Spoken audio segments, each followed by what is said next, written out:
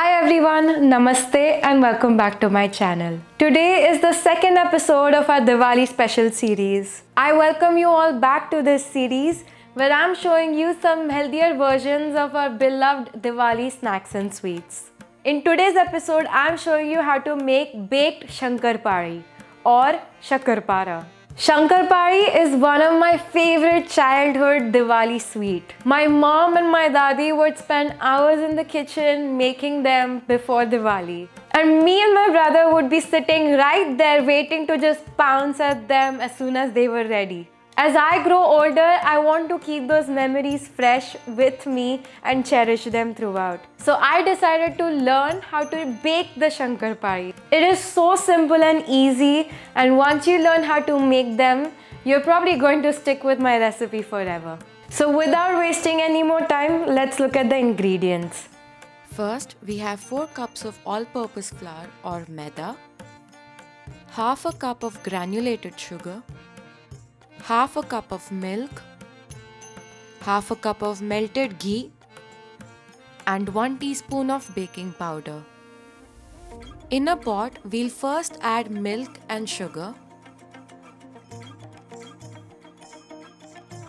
Simmer on medium to low heat and stir it around till sugar dissolves. To know if your sugar has dissolved, tilt the pot like so and check if you see granules.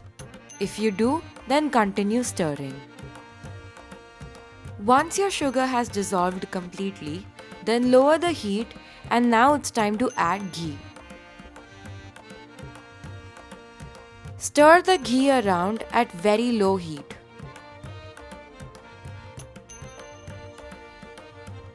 In around 2 to 3 minutes after adding ghee, your wet mixture should be ready.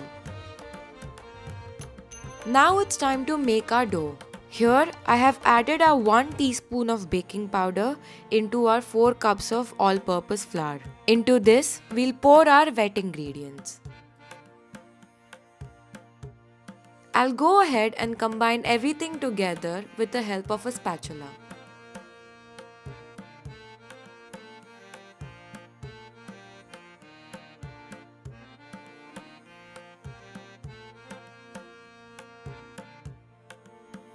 Once our mixture is cold enough to touch, then we'll go ahead and use our hands to knead further.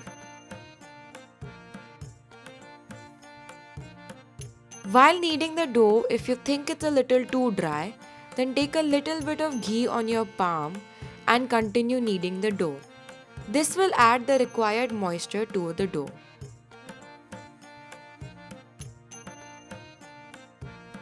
I have split the dough in 4 parts to make it easier for me to knead.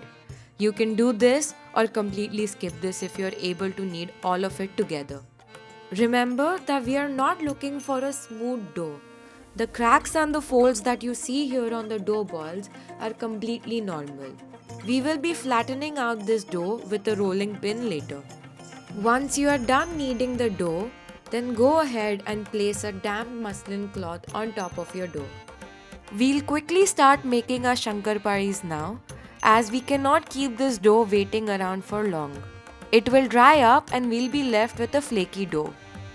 To start shaping our Shankarpalis, I have used 1 part of the dough and I'm kneading it a little more with my hands.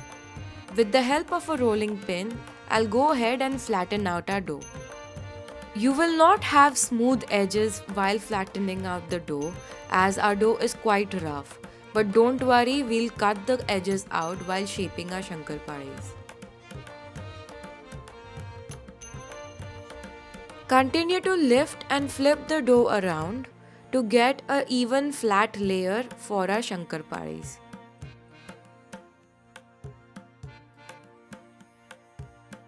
Once you have flattened out the dough and have enough working space, then with the help of a paring knife, I'll cut the edges.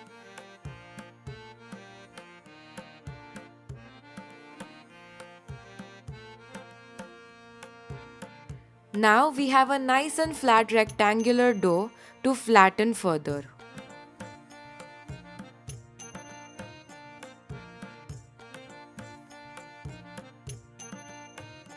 I like to keep a thickness of around 5 millimeters. Once I reach that, then I stop rolling and my dough is ready. I continue to use a paring knife to cut our smaller squares. Here, you can even cut your Shankarparis into small diamond shapes.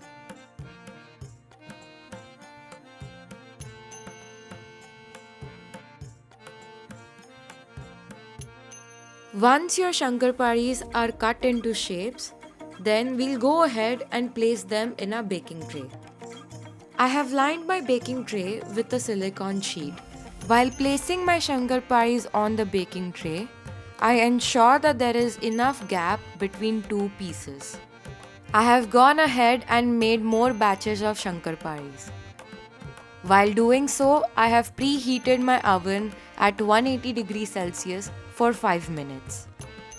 And now it's time to bake. I'll bake our Shankarparis for a total of 15 minutes. 150 degrees Celsius for 10 minutes, and then increase the heat to 180 degrees Celsius and bake it further for 5 minutes.